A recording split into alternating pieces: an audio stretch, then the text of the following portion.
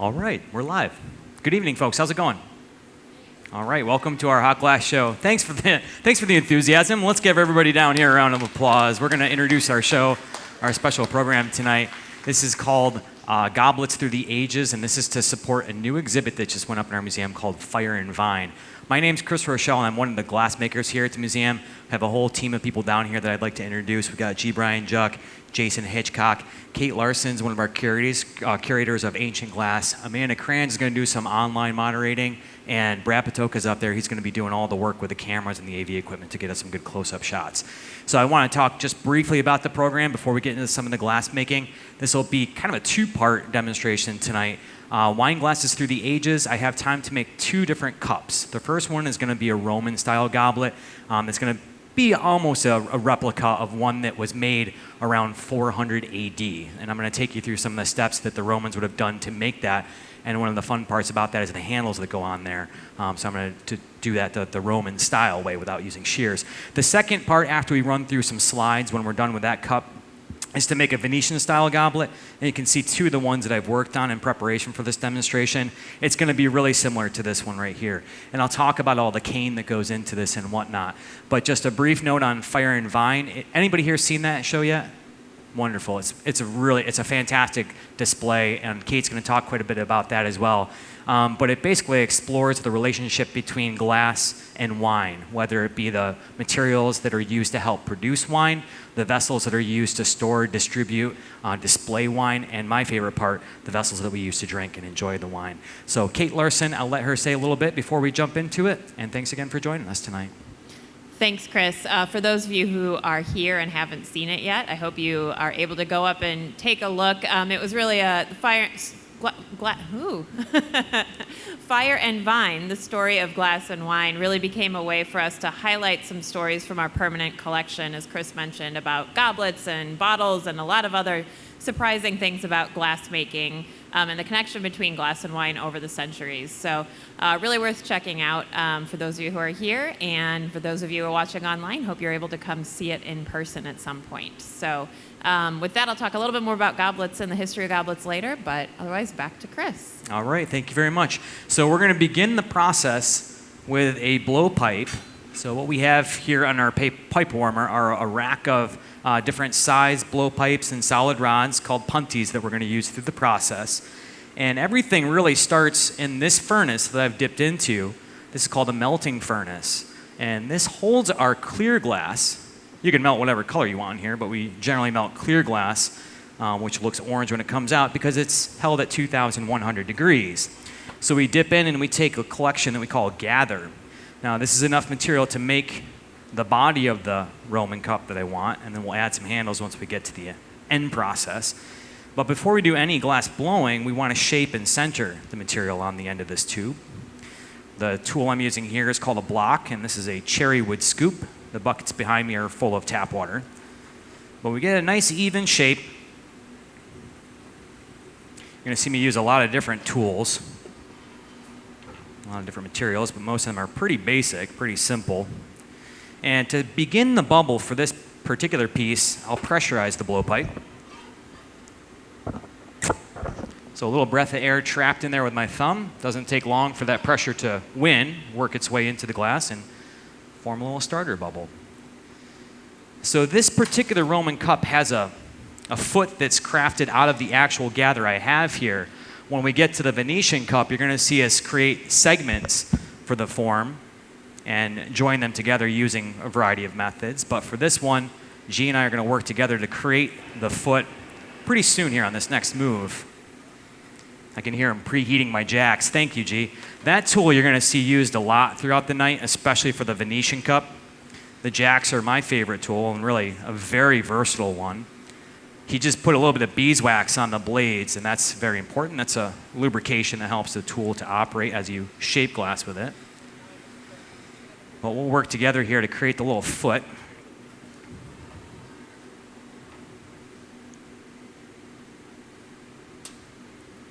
All right, G, let's board that a little bit.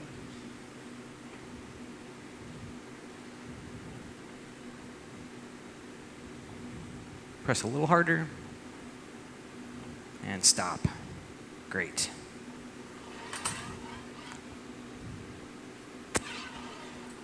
Now the furnaces that we're working with, yeah, go ahead, a little light this time. That's good. The furnaces that we're working with and the reheating chamber that I'm going to use are all powered with natural gas. Propane's another good fuel, but this is a natural gas fueled hot shop. Ancient Romans, when they were blowing glass, obviously didn't have that, but wood fire. And with a wood-fired oven, you have enough fuel and enough patience, you can heat it up to 2,000 degrees, melt glass, and get you to the same starting point that we are. And at this high of a temperature, glass inflates very, very easily. So I'm just using gentle breaths of air when I blow through the pipe, not much at all. Up until very recently, our team was actually using compressed air. Yeah, one more paddle on there. To do the blowing portion, as we were required to wear masks. That's good, G, thanks. And we had to figure out how much PSI we needed for that blow system. It's compressed air.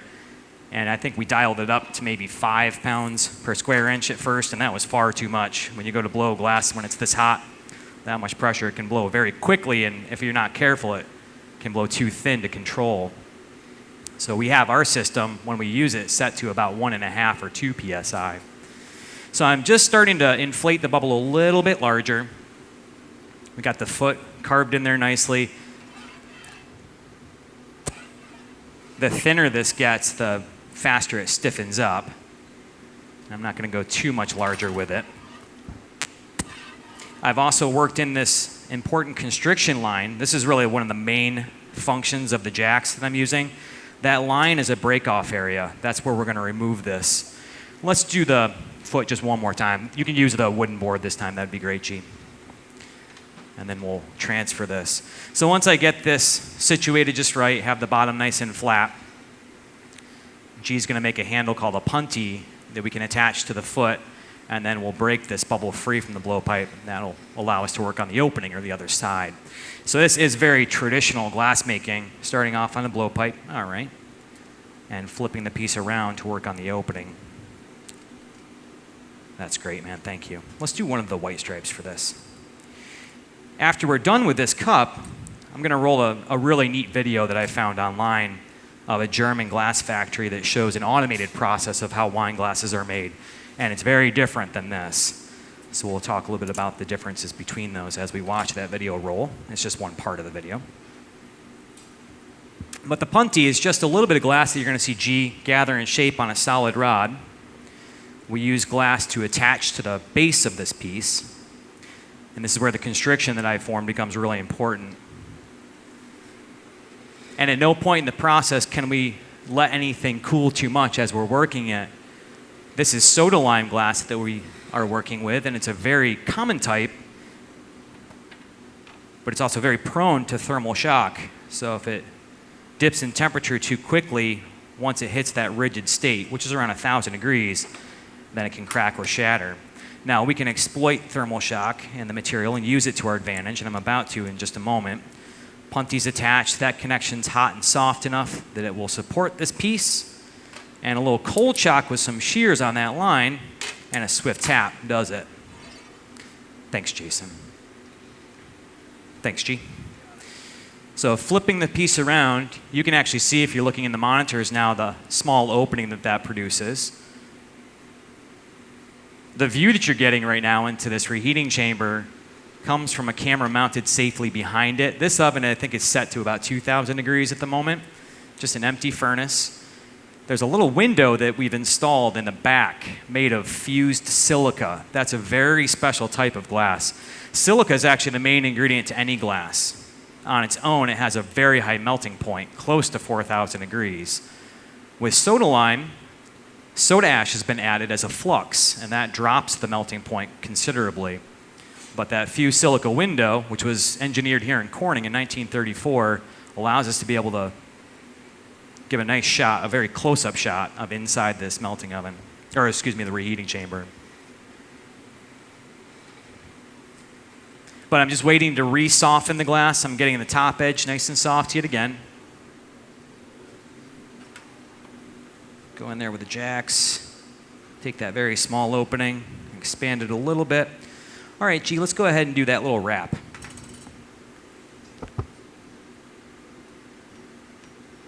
This is a wonderful tool to use. That's one that I missed while we were wearing masks and we couldn't use that tool. It's called a soffietta, which is a really nice tool to inflate something further with. That's beautiful. Thank you.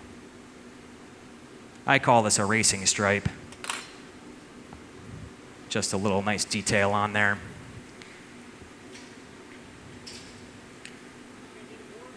I think I'm okay. Thank you. I'm going to puff it up one more time. But that soffietta, I'll use that when we're working on the Venetian cup too. It's nice to fill the top of a shape out by inflating it at this stage, but it also thins the glass quite a bit. That's one thing I really like about it.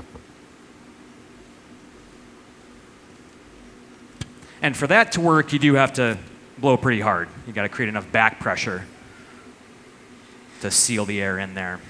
So once I get this opened to just a slight flared shape on the top, we're going to add those two handles. And again, handles that we make nowadays, mostly we'll kind of shape up a cylinder of glass and apply it to the piece by cutting it free and then shaping the handle. But Romans didn't use shears. The ancient Romans didn't use shears when they made handles. And if you look through a lot of ancient Roman glass, you'll see a lot of little handles on many of the pieces. And there is actually evidence of casting them off. So we'll show you what that means. All right, Chi, go for it, please. This is a pretty tricky method. It's one I've been playing around with for a little while. But G's going to set up a couple little bits. We'll do one by one here. He's going to make use of that metal table, which is called a marver. He'll do just a little preliminary shaping. And using only tweezers, I'll try to make a nice clean handle here. So there's a lot of teamwork, a lot of communication that goes into this process. All right, G, come on down.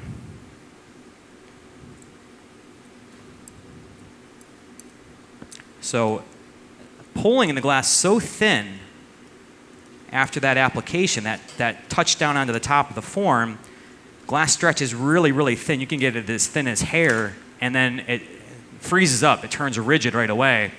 And then I'm able to use the tweezers and kind of break it free. So that's the method. And we can see evidence of that if you look at a lot of ancient Roman glass with those bits. You can see some of them have a little trail that's left on there, and that's from that process that we just went through. So I take very brief reheats at times. I mentioned thermal shock. We can't let this cool too much as we're working it. We're going to place this into a special oven that anneals it, that slowly cools it. And that starts at 900 degrees. But the whole time I'm working on something, I got to take brief reheats called flash heats at time. So handle number 2. And G also has about 21 years of experience. So when he's making these bits, he's very consistent with them. And I'll try to do the same thing. One little pinch here on the bottom. All right, G, go ahead.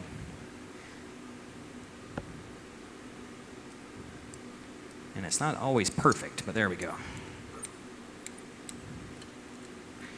The more you tool the glass, especially with metal tools, the faster it stiffens up. So moves like that are really time sensitive. I think we're good. I'll just take one more flash after this. The annealing process, the slow cooling cycle, is dependent on how thick a piece of glass is. And this piece and the Venetian cup that we'll make will only require about 8 hours. And the ovens that we use, the annealers, have programs in them. So at the end of the program here, we'll dial that program into the oven and everything will slowly cool overnight. But there we go. A little replica of a Roman cup. Oh, sorry, Amanda. One last heat just to balance the temperatures. I'll use a little thermal shock one more time on the punty. This is something you see us do a lot of. Drip just a bit of water onto it. Now at this point, I don't want water to touch the foot. So I tip the piece up in the air. Just a little bit there. One more on the other side. Let's give this a little fire polish too, G. When we break it free, it leaves a sharp edge on the bottom, so I can use a hot torch to just soften that. That's something the Romans did as well. Just kidding. I should make sure that everybody knows that's a joke because this is being recorded. But a little fire polish just to soften that edge, and away it goes into the annealing oven. All right. Very good. Thank you. So we'll roll right into that video that I mentioned. Thank you, Kate. Okay. So this is a quick video. I'm just going to give you a little brief update on it before we roll it, because it's only about 2 minutes, the cut that we have, of the Stolzle factory. And that's a factory that's in Germany. It's in Eastern Germany. And they make beautiful stemware through an automated process. And we're going to see the machine that's pumping one particular wine glass out one after another as we roll this. So this is an overhead view of the furnace that disperses it into, I think there's 4 different shops. You can see gobs of molten glass, that's probably 2,000 degrees Fahrenheit, dripping into molds. The molds form the stem, the initial stem shape, and they're using gravity right here to start elongating those before it goes into the next mold, and then air is blown into those to form the bowl top. And they're turning at the same time. So that machine is gripping the lip or the top of the goblet. And so they're actually forming the top first, and then they make the bottom. So that's kind of reversed as to what we just did. They flip them up. Here they're fire polishing. So that's just making, or not fire polishing, but they're making sure that the thinnest parts don't get too cold. You can see where the glass is thicker and it holds its heat a little bit longer in the stem. This is another mold that creates the shape of the foot. So they're pressing a little gob of glass to make a nice flat foot. This fire polishes it, because when you press with metal molds, even though the metal is hot, it leaves kind of a ripple effect. So they fire polish that and it cleans it up. And the really neat part of this video is coming up. This is my favorite thing. But you get the idea of how many of these are being pumped out at one time, right? So they need to join these 2 pieces before too long. They can't let anything get too cold.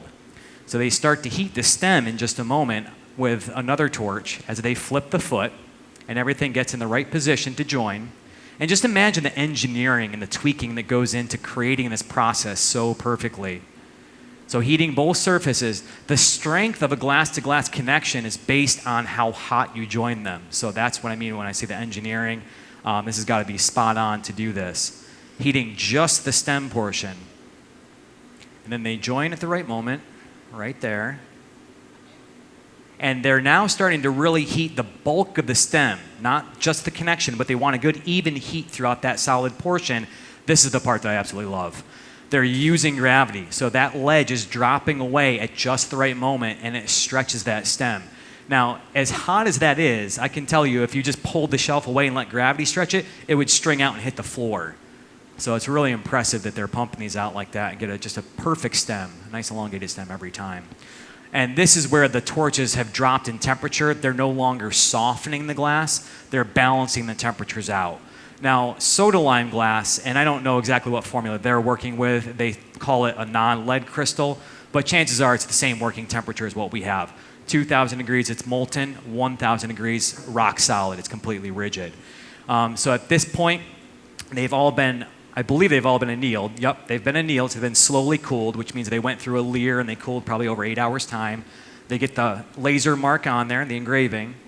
Now they're going to cut the tops off. So this is a machine process for wine glasses. That residual that's left from the mold grabbing the gob leaves a big hunky ring on there that you need to get rid of. So they cut it off with a saw, and then they grind and polish it with grit and water. That's a little diamond tip bit that I'm going to guess goes in there, and it makes a little etching in the center of the wine glass. I think that's for champagne. So it helps with effervescence and effect. And then they fire polish it after the fact. So that just shows you, I mean, how many, there was rows of like 20 glasses just being dumped off onto the conveyor belt at one point. We're going to take you through this Venetian-style goblet, which working with 3 people is going to take at least 45 minutes. And the team here, G has 21 years, I have 21 years, Jason's been blowing glass for 11 years, and really show you the contrast between what machines can pump out, but something that machines can't do as well, so this very complicated pattern. And I'm going to roll a couple more images here. So the type of cane that we're working with, it's going to be really similar to this setup. This is called Zenfirico cane, and there's a lot of different styles, but Zenfirico is basically where you take rods of very plain cane, in this case 5 cane with white core in them, and you line them up onto a little plate we call the kiln shelf. You heat that kiln shelf to soften them. Once they're soft enough, you kind of squeeze them together to make sure that they're all bound together, that they're fused. Then you pick this up on the end of a punty, on the end of a solid rod. Once you have it there, you drip a big gather of clear glass over top of it, and when it's cased nicely, this is what you end up with. Now, that's not really a lot of material to make much cane, so the next step is to dip it into the furnace and gather a layer of clear glass around it. I don't have an image of that, but I do have an image of us shaping it and pulling it. So we're using our steel table called a marver. You can see a lot of clear glass is now around those cane, and you want to shape it and get the temperature even all the way through, because when you go to stretch it, if it's uneven heat, it's going to pull thin on one side.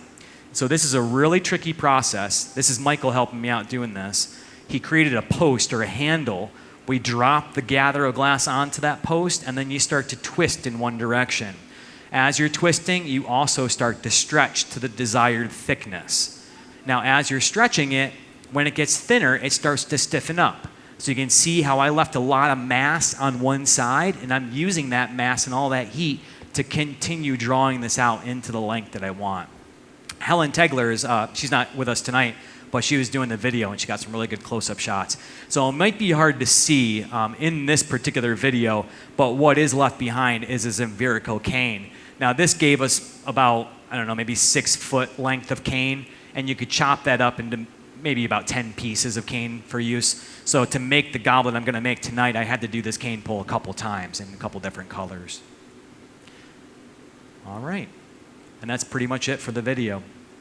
So we're gonna get right into it. Now, a little bit more about this pattern. I took probably, I think I had like 22, maybe 20 of these, white and pink ones that I did, and we lined them up on a kiln shelf, and that kiln shelf has been preheated in an oven over here. If I took this from room temperature and I put it into that reheating chamber instantly, what happens to this? It explodes, it shatters instantly. You gotta soak about 1,000 degrees of heat into it first. Now we can start to soften it. Now we're gonna go ahead and get that cane pattern squished together. You'll see me make a collar to roll it up onto a blowpipe, and then we're gonna go through making the sections of this. So there's gonna be some moments where it looks very repetitive. Kate's got some great slides that she's gonna pop up and she'll talk through the process. I'm gonna hand the microphone off to Jason though for a little while, because I gotta kind of concentrating. This is a pretty technical little process, so enjoy the show. Thanks again, everybody.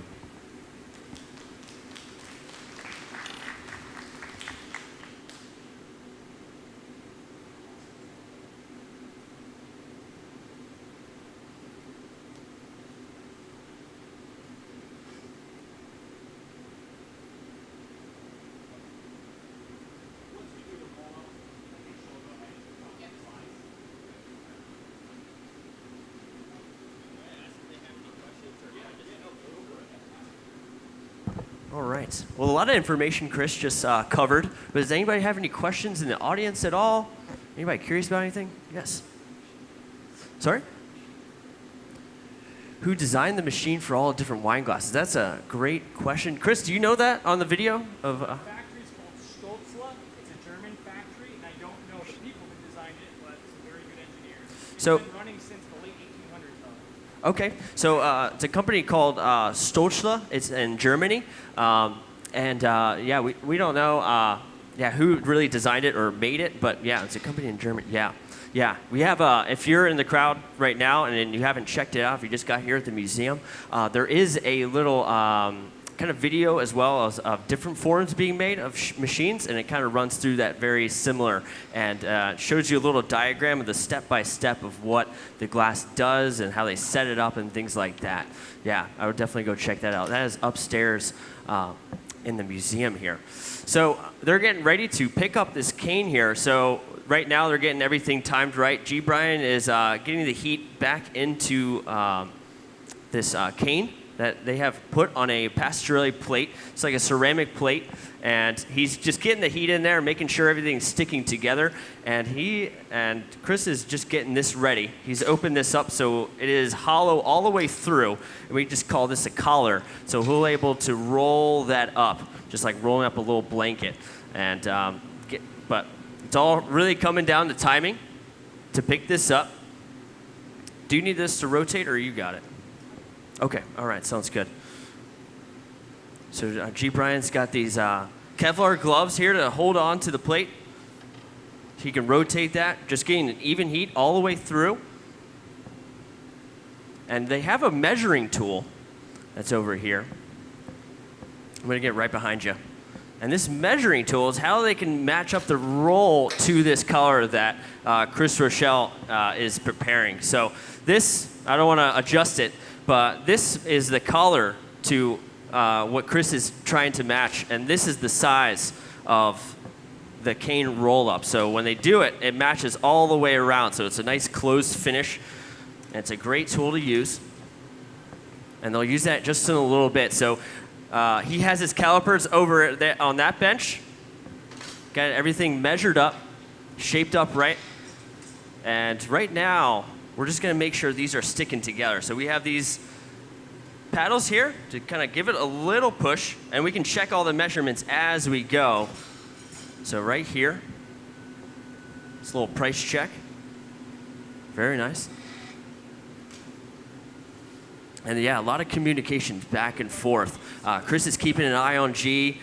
G. Brian's communicating back to Chris, making sure they're on the right page here, the right timing. Timing is everything. And this will come together very soon. But yeah, he has opened that up. So he kind of folded back where it's just on that pipe and popped a little hole. So what Chris has, he has a stainless steel pipe, hollow all the way through. It's like a huge metal straw. So when you pick this up, he'll be able to then blow it once he closes it in. So here it goes. So he's cooling down his pipe. This is our pipe cooler here. There's a little bit of water. He's just pushing on this foot pedal to send water up. Just cooling it down so he can grab a little bit higher on that pipe. So they are poor conductors, these pipes and irons that we're using, but you can see that discoloration. That's kind of where the hot part is. And he's just cooling that down. So when he picks this up, he can get very close, right up to where that glass is to get a nice good feel to pick this up, be more precise with it as well. All right, so here we go. This is the favorite part. I love watching this. So we're just making sure it's got a little heat, a little bit of movement. As long as we keep that warm, we can work very very timely. We don't have to rush at all. As long as you just keep the glass right hot, you get the right timing, it goes very well. But G. Brian just checked it. He said he needs a little bit more heat. So probably right after this one here, we're gonna pick this up. All right, so we got a nod. Here we go. So we'll pick a spot, and it'll pick this right up. It'll roll all the way around. So sometimes it leaves a little bit of ceramic dust on there from when he picks it up. So we have this brush. It'll just close this up a little bit more, so it has plenty of heat to work with it. But let's give Chris a nice round of applause. That was a beautiful job picking that up. Very nicely done. So we can do some final adjustments. He's going to close that up a bit. But yeah, we have this brush right here to kind of get all that ceramic dust off of there, to clean up the glass. And then we can start to really melt everything and start to shape it up as we go. But yeah, that is a cane roll-up. There it is. So he's just using the tweezers to get in there, close it all the way around. Very nice. And yeah, he's just going to dust that off. There it goes. Make sure it's nice and clean. And then once he picks it up, you can go over. But there we have it. Very nicely done. Does anybody more questions throughout the demo? Just get my attention. But anybody have anything else right now? You have one?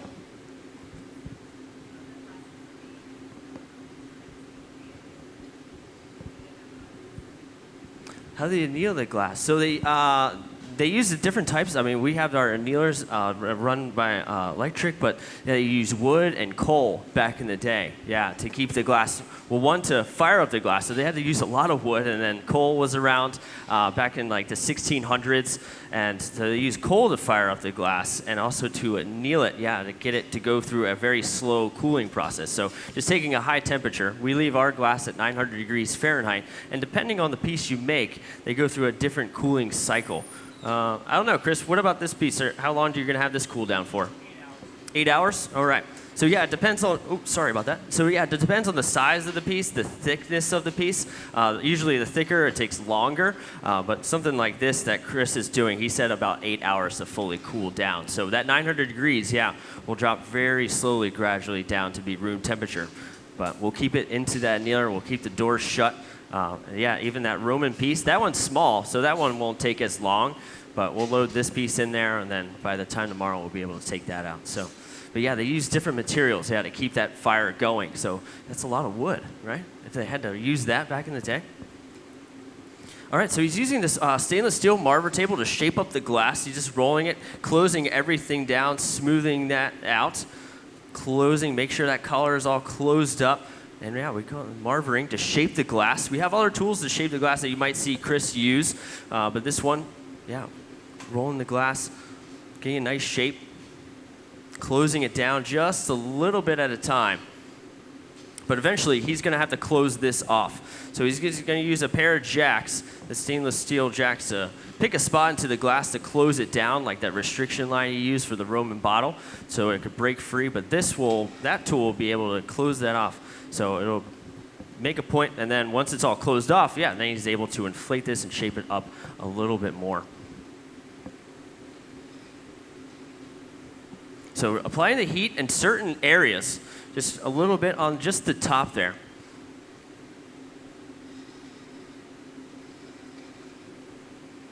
Shape it up just a little bit more, making sure everything is just melted in.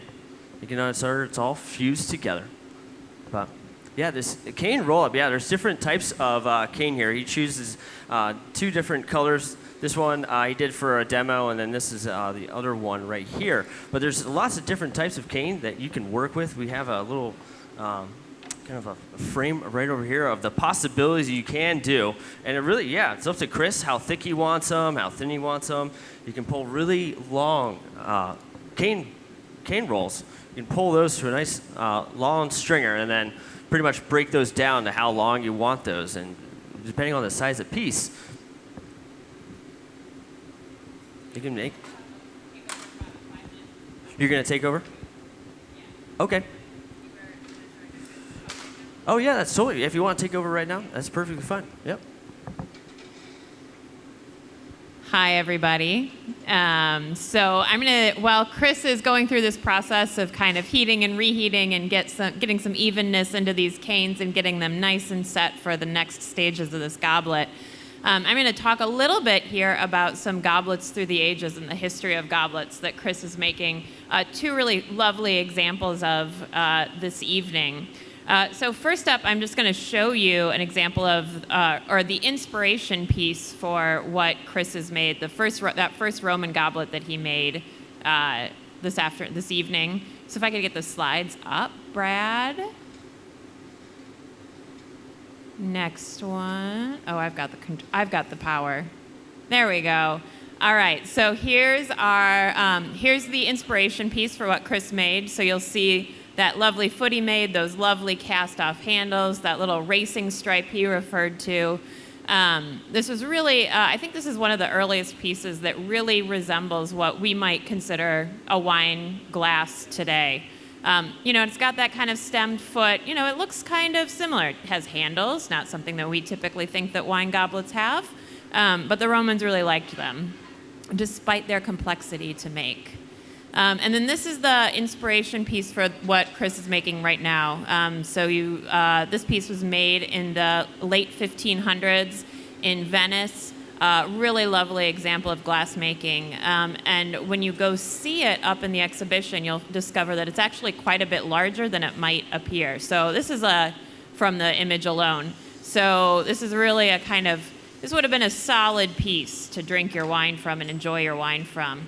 The other thing that I think is interesting to remember is that these pieces, we're so used to looking at them in museum display cases where they're empty, they're not in the same kind of life context that we normally think about them. If you can imagine this piece with these lovely twisted canes that Chris demonstrated how he was making, and full of red, like a luscious red wine, how it would have really popped that color, really popped those twisted canes. And I think it gives you a new kind of appreciation for the aesthetics of this kind of piece.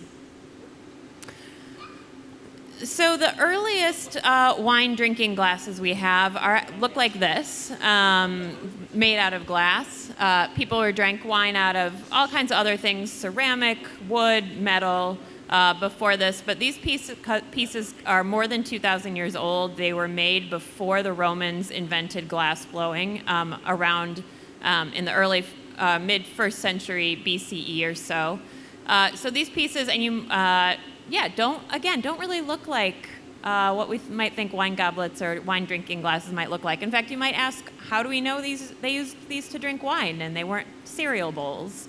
That's what they kind of look like, soup bowls, cereal bowls. Well, we know because we have texts that tell us these shapes were used to make wine. We have pictures, we have an iconography from the ancient world that show people enjoying wine in these. And I particularly picked out the one on the left there. We call it a lace mosaic bowl, but it uses the same kind of cane work that you see Chris using and that we saw on that Renaissance Venetian goblet. This technique of making these twisted canes goes back to, in the kind of BCE period, so more than 2,000 years ago. So it's really been that kind of fine example. Again, imagine the wine, the deep red wine in this kind of glass, and it really would have showcased that twisted effect. The earliest example of glass stemware we have is about 1,500 years ago, so from the period right after that little Roman goblet that Chris made earlier. And so you start to see kind of an elongation, a lengthening of this stem that is such a fixture of wine goblets that we're used to seeing today. It's clear that the glassmakers in this period are even using the same gravity like we saw in that video that Chris showed earlier to kind of work on lengthening the stem, elongating the stem. And of course, if you ask kind of wine aficionados why the stem is nice, it's because it allows you to kind of look at the wine in the glass. It doesn't heat up with your hand. It kind of creates a nice presentation, a nice elegance on the table to have this stem. And it's really, this kind of stemware is a pretty strong fixture of wine glasses through the ages, which I think is interesting, the endurance that this really has. This is another nice example of kind of lovely, I jumped forward about more than 1,000 years or so here to a nice example of a French drinking goblet that is the type that would have been used to drink some of these lovely French vintages that were being produced in the 1700s. And I wanted to talk a little bit about kind of methods of mass production and machine making. Chris showed that amazing video of modern kind of machine making. But there are other methods that are kind of intermediary between this really fine handcraft that Chris is demonstrating tonight and the kind of more industrial processes of the 20th, 21st century. So this is a plate that we have from the Rochelle Library. It's actually up in the exhibition if you want to go see it. And it's got a great story behind it. So it's called kind of goblet. There's a little subtext underneath that's called Goblet Makers and Press for Making Goblets. And the piece itself looks like it's torn out of a book. And the only information we had about these over at the Rochelle Library was that they were printed in Scientific American in 1869 and had this English subtitles on them. Well, we had access to that Scientific American print, and they don't look like the page torn out of a book. So we didn't know what the source of these images really was. And our archivist did a little bit of research and found out that the examples we have in our collection were published in a book called 100 Years of Progress in the United States in 1870. And the reason that's kind of interesting is because this is actually a depiction of ways of making goblets in France in the early 1860s. So kind of American ingenuity here, reusing these plates from this French glass production in the 1860s to showcase ways of kind of moving forward in the adaptation of these French modes of production in America in the 1870s. Wine drinking glasses have taken all shapes and sizes over the ages. So this is an image from up from the exhibition, just of wine goblets through the ages. I hope you get a chance to check it out, showcasing the different forms, styles, and shapes and so on of these goblets. I think we should go check in with the glass blowing for a second. So yeah. I got you. Thank you, Kate. I love all that information. Always intriguing. Yeah, if you haven't seen the Fire and Vine, Kate actually gave us a little spiel of it, kind of walkthrough of everything. It's upstairs, yeah, we'll kind of walk through the ages of the glass as well. But to go back to what Chris and G. Brian are doing, what they just did was broke off the center of this piece here for this goblet for the marble. So with this cane roll up that Chris has got, he'll be able to make the cup form of this, the stem, and the foot of what he has right now. And we'll put these safe and sound in our garage, which is all the way to my left of the room. It keeps everything warm.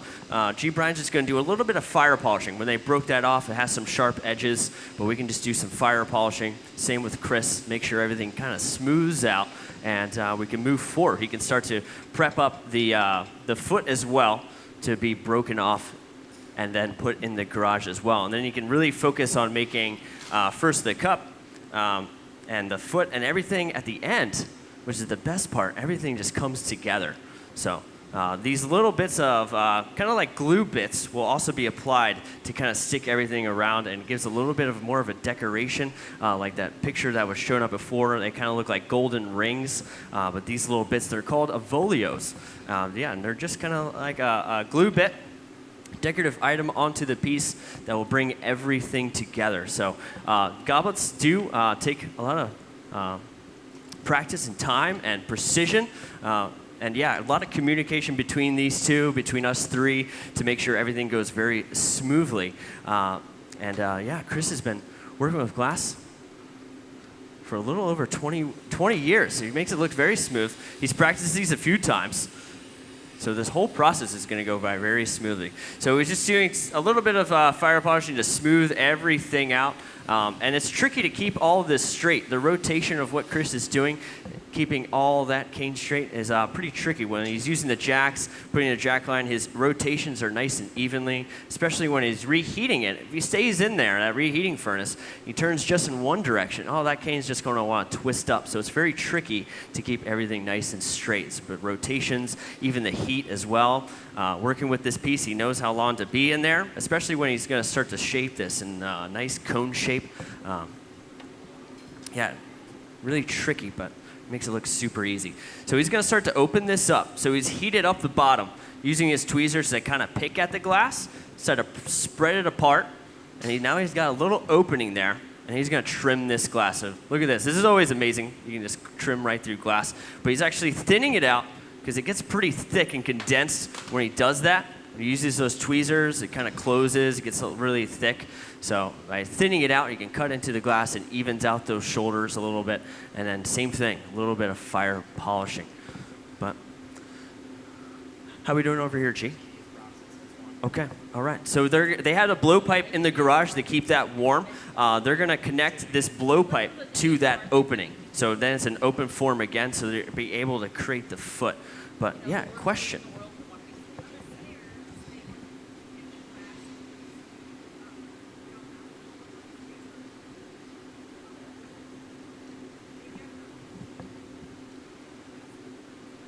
They are, yeah. When Chris is working with the glass, he's looking at the movement. You can really feel the glass, especially when it heats up. It kind of lags. It kind of wants to pull to one side. And he's also, looking at the color of the glass. But that comes down to being familiar with the material.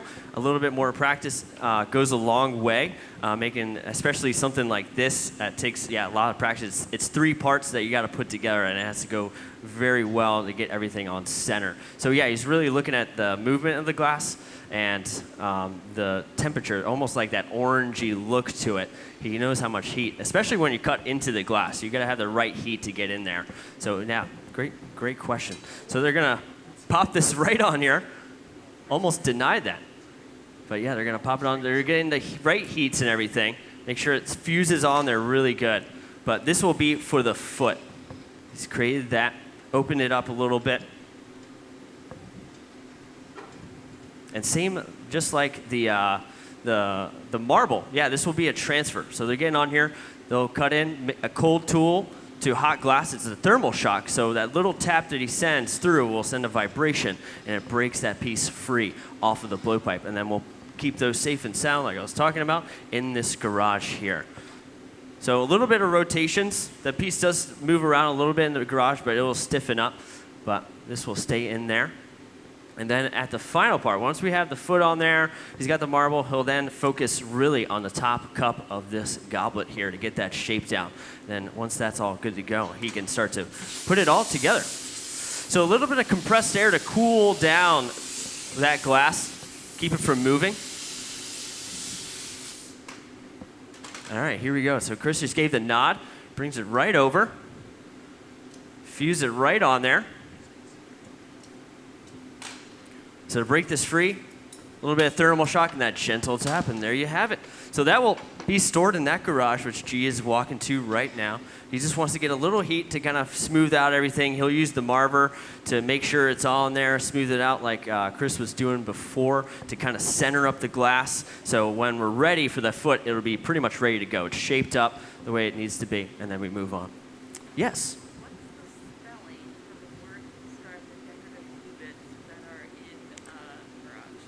Oh, the Volio? Yeah.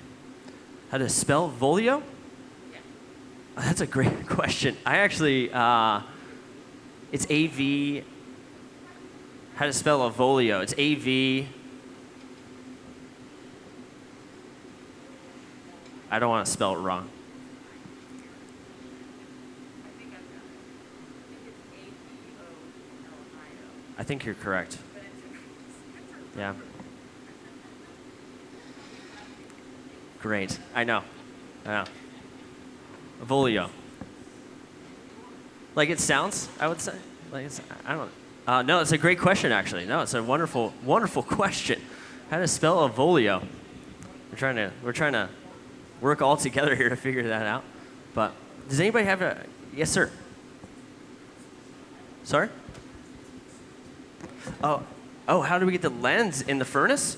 So that special piece of glass is called fused silica. It's about this big. It's protecting that camera.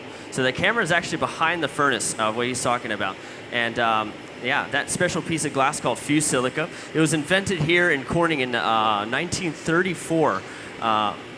And they didn't have a use for it at first until NASA came along. Oh, a Volio, A-V-O-L-I-O. We got it. Thank you so much.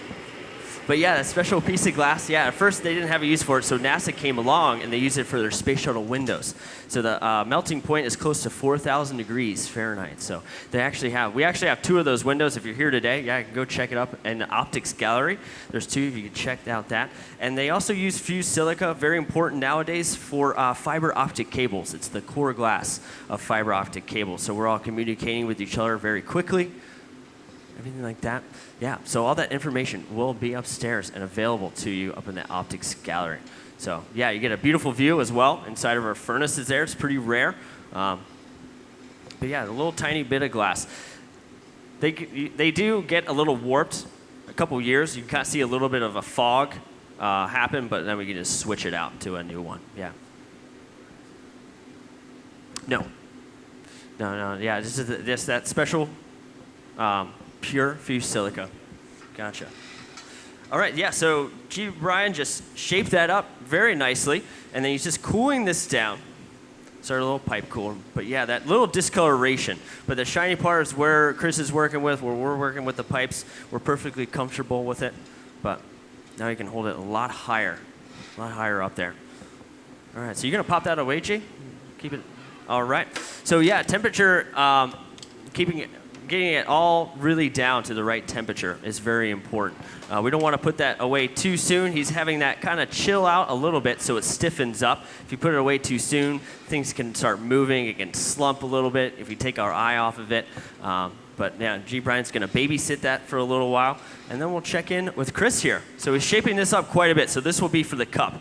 So putting in this jack line right here is how we break it free off the pipe, and this will be the opening, the top of this cup here. And he can start to shape up that cone shape. So he's using some tools. He used newspaper. Believe it or not, we're using fold-up newspaper. It's a couple layers folded in thirds, and folded in thirds again, this one right here, that pad. And it's soaked in water, a little douse of that, but it's the closest way we can get our bare hands to shape up that material. It's flexible, so really, if he needs... Oh, okay, I got you. Yeah, if he needs more of that cone shape, yeah, you can use that to elongate. Yeah, you kind of using our hands to get close to the glass. And then a little bit of inflation, but getting that heat it needs, and also gravity to start elongating that glass. If you held it up, that glass would want to squat itself down. But Chris knows the shape he's wanting to get. But this jack line is very important, a nice crisp line on there. Really makes a nice clean break at the top, making sure everything's nice and straight. It's a beautiful shape so far.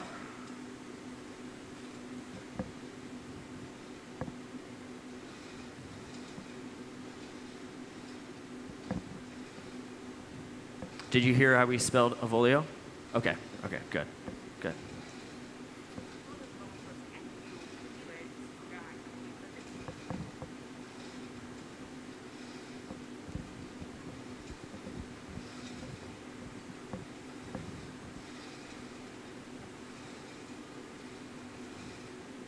So Chris is going to shape this up just a little bit more. He's heating mostly the bottom to stretch that out just a tad. He can use his tweezers to hold onto the glass. Just cleaning up that end there, stretching out just a little bit more. And then when he's happy with it, he can start to cool down the glass pretty rapidly. Just stop the glass, from moving around a little bit too much. We can control the temperatures by this cone, this compressed air, to spot cool a section of the glass. And then back to reheating furnace.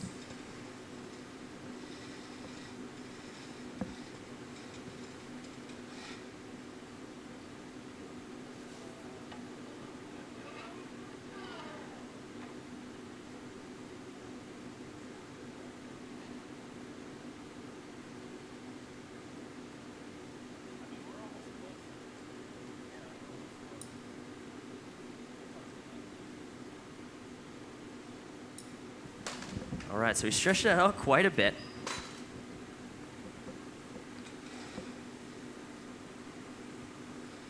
So he won't use all this. He's going to actually pick a point using his jacks to break off a point. So he's just getting that the shape really, but he won't use that whole form. And he can actually choose a bit of the bottom to break free, elongate just a tad bit more. So here's that line. Cutting in that line. And we'll tap this free. Oh, you got it? Okay. No worries. Just like that. All right. So the glass we're using, if you haven't seen any demos today or you're new to glass, it's the first time you're seeing it today, well, welcome first. But the basics really of our glass. Yeah, we keep it all in that furnace. It's all held at 2100 degrees Fahrenheit. It's the same temperature as lava. It's glowing orange when it's fresh out of there. And it's all clear glass that we're working with. Just has that orange glow because that high temperature radiates its own heat. But the ingredients that we're using, the raw ingredients they use to make the clear glass are right here, right in front of you. So we have silica sand, soda ash, and limestone. They make it to get our clear glass. If when you want to get colors, so the colors that Chris is using, they use different metal oxides to get those different colors into the glass. And we get it from a company in Germany. There's about 200 worth of color that we can choose from. But the color he has chosen, he has white and like a fuchsia. But that fuchsia is actually really expensive because they use gold metals to get that pink color, even reds, things like that.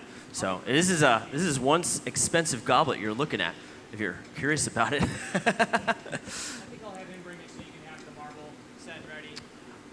I'm just going to shake this one more time and allow it to stiffen up. Okay.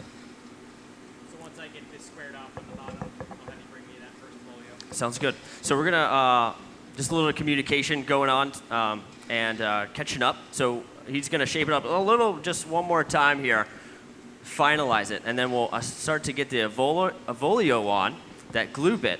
And G. Brian's getting ready. He's moved it over to a hotter part in the garage to warm it up just a little bit more because we don't want to take it from a cold part in the garage to a 2100 degree furnace. That can create thermal shock. We don't want to lose that marble. So getting the right heats and then quickly right over the reheating furnace, you can start to heat that up. So once we attach that Avolio on, G. Brian will quickly bring that bit over and we'll stick on that marble. So this will happen pretty quickly, but we do have to work pretty quickly and efficiently. Just with the temperatures of everything, if we hang out too long, we can be introduced to thermal shock. If things cool down, they can start to crack and break. Yeah, no, I got you. There we go. Okay. So this is our fluffy torch. We're on natural gas and oxygen. He's just evening out the temperatures from the top to the bottom. That top is the coldest part. And it's also very thin as well. So as the glass gets thinner, it cools down faster. So he needs to really maintain and pay attention and really babysit that top part of the piece. Make sure it stays nice and warm. And he just gave me the nod, so I'm going to bring over a little bit for that volio.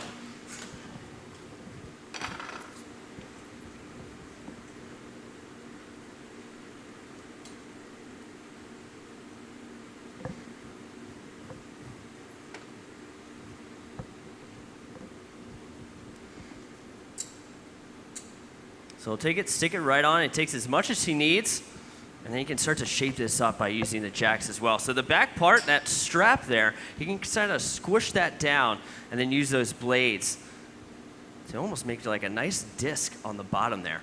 So he's got that shaped up very nicely. Gave G. Brian the nod, brings that over. This is when things get pretty exciting here. This is when it all just comes together. This is my favorite part of making goblets. And it is very tricky to get everything to fuse well, but practice, which Chris has done. He's going to make this look very easy, very simple for you.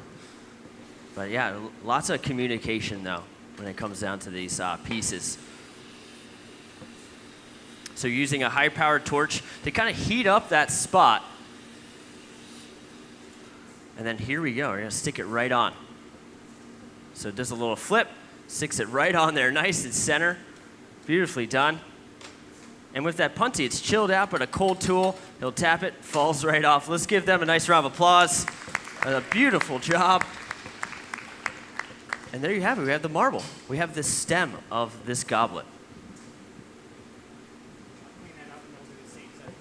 Sounds good. So yeah, Chris told me he'll just fire polish that a little bit when he breaks it free. Sometimes it can leave a little bit of glass on the end, some sharp marks. Use that paddle to kind of flatten it out just a tad. Use that torch. So this is a high-powered torch here. It focuses the heat on a certain part of the glass, melting that away.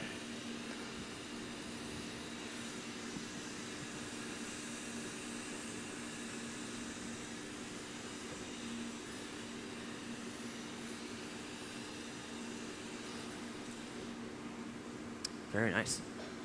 So we'll put another one of those volios on there.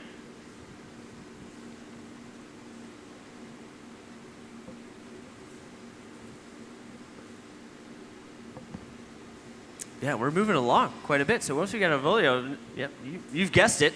That foot is coming along, so that's what G. Brian is getting ready to go here.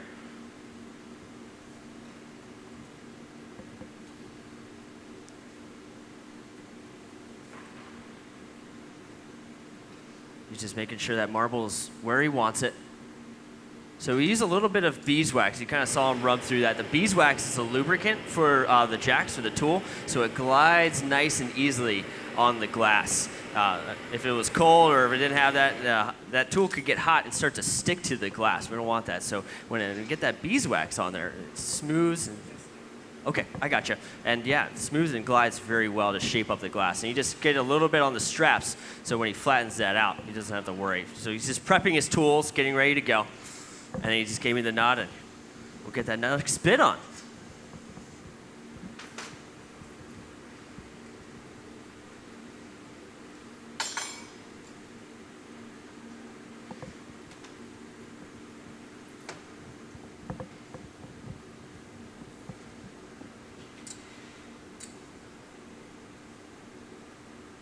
So quickly puts that on. We call it casting off. Takes as much as he needs, casts it away, and you can flatten that out, use those blades, shape it up very nicely. And there you have it. You got two avolios and a marble. Beautifully done. Yeah, we love the encouragement. Thank you so much. All right, so yeah, the next up is get that foot on there. So they'll do the same thing. We kind of just bring over one thing at a time. We're almost working backwards, and eventually we're going to have to attach another punty to the bottom of this piece, and then where that jack line is, it's very important because then we're going to have to flip things around to work on the opening. So that would be the last part of this whole process here. Oh, yeah. You need this? I got you. All right.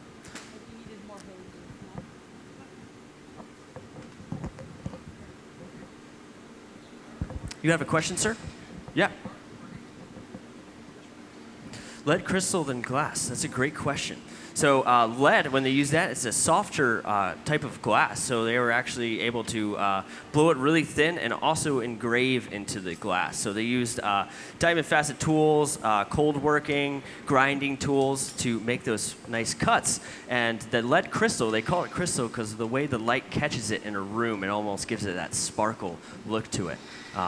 And the cost of that was a little bit more, so to use that type of glass, because you get that look. So if you go through the Crystal City in the 35 centuries here in the museum, you'll find that spot, and it talks about, the Crystal City of glass. But I'm going to circle back over here. This is going to happen really quickly. They're going to put this foot on. So G. Bryan has inflated this almost kind of like a light bulb shape. And here we go. They're going to apply it. You're going to inflate it just a little bit, find center, blob it right on there, squish it down to make sure that connection is true, and then you can just cut it free. So that is closed off, but it'll use those jacks to put in that restriction line, and then the way he kind of shaped the bottom of that cone for the top of the cup, they'll be able to knock that free, and then they can start to flare that open here. So a little bit of wax on the jacks there, just getting all the tools ready to go. You always know when you have a great assistant when they wax your jacks without you knowing, and you're like, oh, wow, thank you so much. All right, so we'll stretch that out just a tad. I'm reminding that you got to keep everything straight. So that rotation, back and forth, very precise working. And then now he has to close that off. He'll use those diamond shears. They don't have any diamonds in them, but they're shaped like a diamond, so they cut all the way around the glass. They have a diamond shape to them. So it cools down the glass all the way around, and you can knock that free. And now you have a little tiny opening. You can kind of see it on the screens there.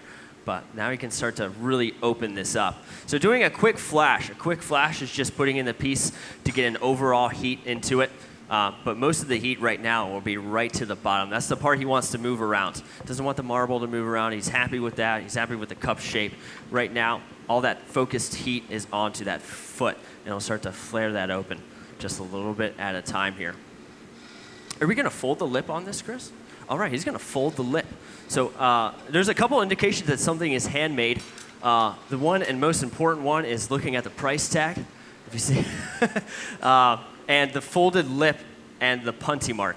So this folded lip is something that can be done handmade, but it gives a nice rim around the edge of this. So you'll get to see this. So quickly folds that lip in, and you can start to flare this out. It happens so fast, but you got to use that heat that you have. Chris knows how much time he has at the bench. When that glass stiffens up, well, he's like, well, I can't do anything more. Goes right back to that reheating furnace, gets a little bit more heat, and he can flare this open just a tad bit more. So, again, making it look super easy, super smooth. It's looking beautiful so far. So rotation as well, keeping a little bit of a faster rotation. Almost wants to have it flare open, but slowing that turn down can kind of control how that glass is going to move. You see that paddle? So they're making sure this foot stays nice and flat, working together here.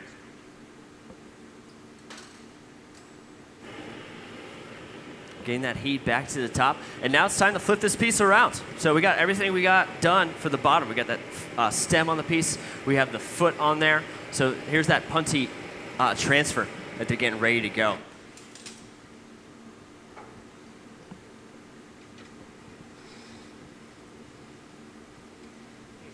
Yes. Yeah, no problem. Okay.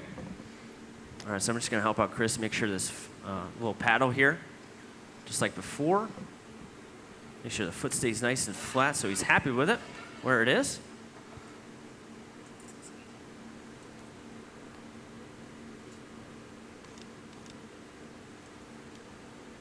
Very nice. Do you want that paddle out of the way or? Okay, all right, sounds good. All right, so here's that punty. So we're shaping and cooling the glass down.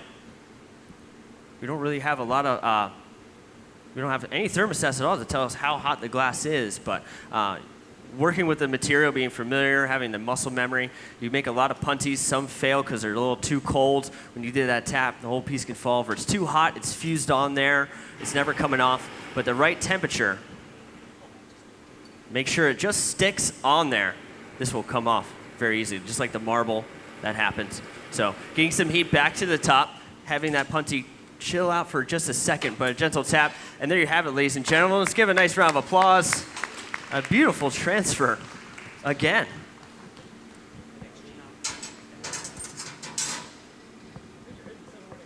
All right, so this takes a little while to get the heat back to the top. That's the coldest part of the piece, but it's a great time for questions. Y'all have been great so far, just to let you know.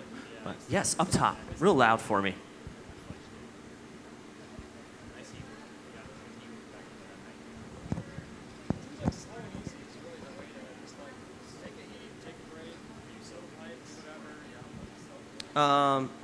Do you know what piece you're looking at? Sorry, it's hard to. This one? Like the transparent?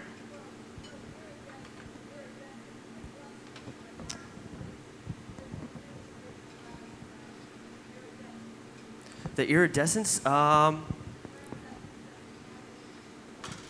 I wish I knew the piece that we were talking about.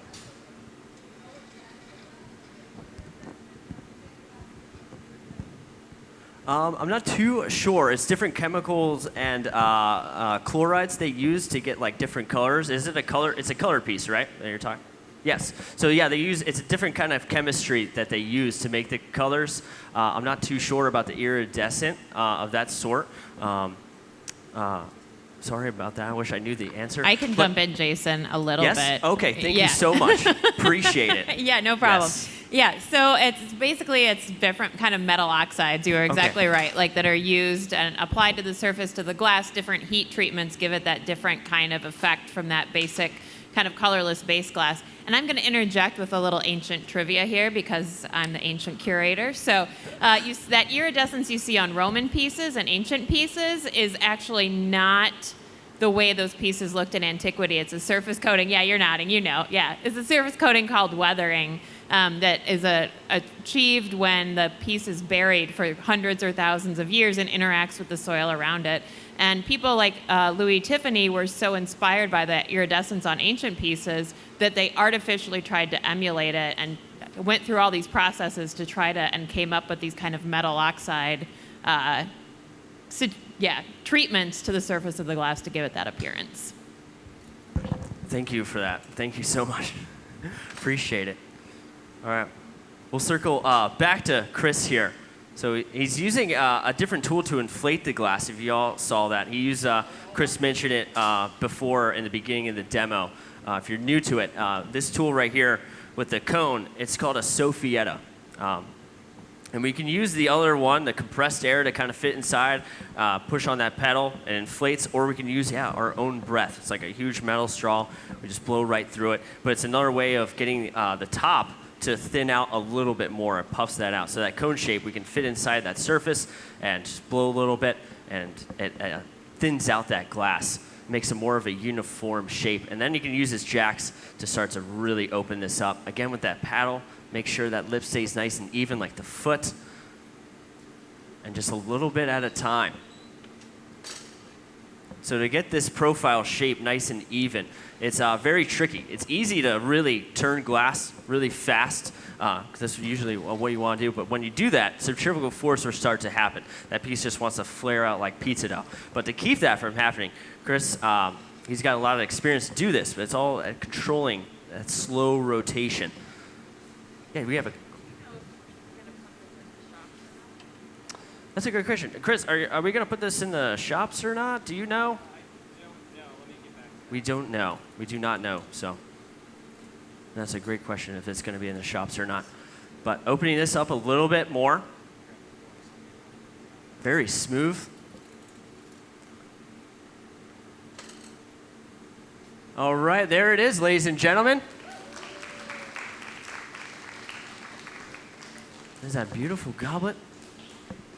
So to put these away, we have these forks right here to hold on to that goblet. We'll break this off. We'll put it away into our annealer. And yeah, it'll take that 8 hours for this piece to fully cool down back to room temperature. So we quickly have to break it free and immediately put it away into that annealer. But heating up the forks, because we don't want to put cold metal to hot glass, you can create thermal shock. So G. Brian's just giving this a little bit of heat, making sure that foot gets a little bit of heat to the bottom. It'll take, he said, one more flash.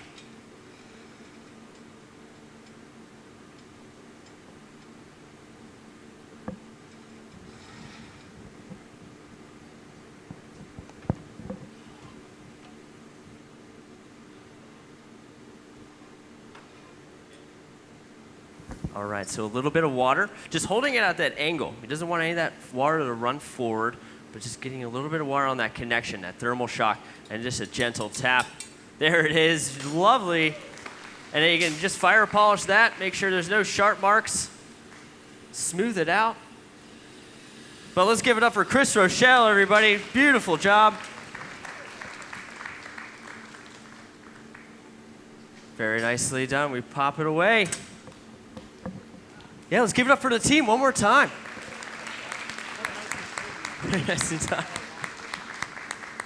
Awesome. All right.